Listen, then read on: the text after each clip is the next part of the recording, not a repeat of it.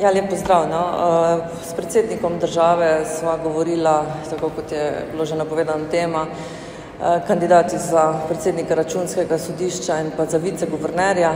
Stališče poslanske skupine Slovenske demokratske stranke bo v bistvu o obeh kandidatih znano tik pred glasovanjem. In o imenih v bistvu ne bomo govorili oziroma ne bomo izpostavljali posameznih kandidatov. Tako da toliko lahko rečem glede tega. Pogovarjali smo se tudi, tako kot zadnjič, o predlogih za ustavnega sodnika. Kolikor mi je znano, bojo postopki začeli teči čez nekaj dni.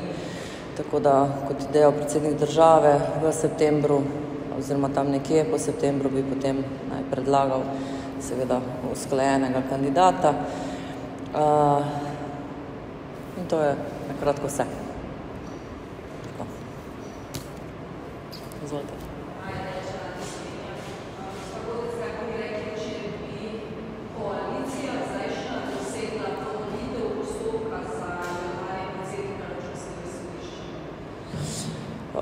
Glejte, tako kot me zdaj seznanil predsednik države, postopek morajo izpeljati do konca, torej on mora predlagati enega izmed kandidatov, potem postopek steče v državnem zboru in tam bodo poslanci potem povedali oziroma bomo povedali, ali je primeren kandidat ali ni.